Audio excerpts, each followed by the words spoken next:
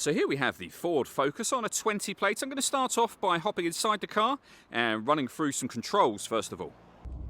Okay, now that we're inside the car, we're going to start with the dials. Over on the left-hand side, we have the rev counter. We have the speedometer on the right-hand side. In the centre at the bottom, we've got the fuel gauge and coolant temperature gauges. And above that, the main trip computer, which includes the total miles for this car. They are 11,329. In the centre there, you can see we have a digital readout for the speedometer. You can change the information displayed on that menu using buttons on the steering wheel. So we have a trip computer, our settings, telephone, audio, and satellite navigation. We then have driver assist menu, and we are back around to the beginning again. And the buttons that I was using to do that are just here. We have stereo and phone controls beneath that. Stereo controls on the left-hand side, along with cruise control and speed limiter as well. Over in the centre, we then have the main touchscreen. So this is where you can find your satellite navigation. We've done a video showing how the sat-nav works, which you can find on our website and on our YouTube channel. You can come back out to the home screen from up in this top left-hand corner here. This is where you turn your audio on and, importantly, adjust the volume just here. Once we are in the audio menu, we've got different ways in which you can listen to your music.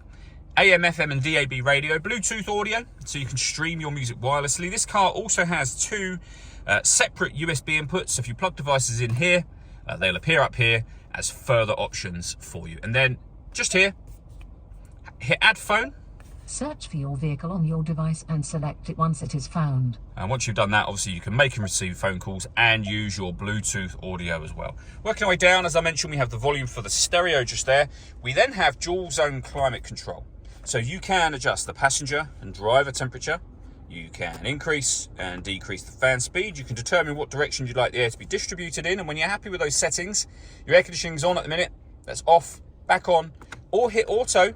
The car will now take full control of the fan speed and direction of the air to maintain those temperatures for you. If I make any manual adjustment, you see auto has now gone off, and you can put it back on your own settings here.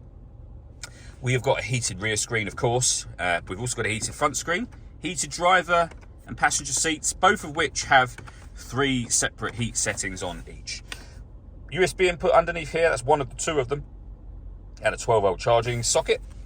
We have a 6-speed manual gearbox, and then these buttons here. So you can turn off the stop and start, firstly. This car is designed to cut out when it's stationary in traffic, which in turn will save you fuel. You can turn off your traction control, and this button changes the driving setup of the car. So you can go from normal to eco or sport. And then the last button down here, just to the left-hand side of the gear lever, will turn on or off the parking sensors for the car. All that leaves me to say is thank you for taking the time to watch this video.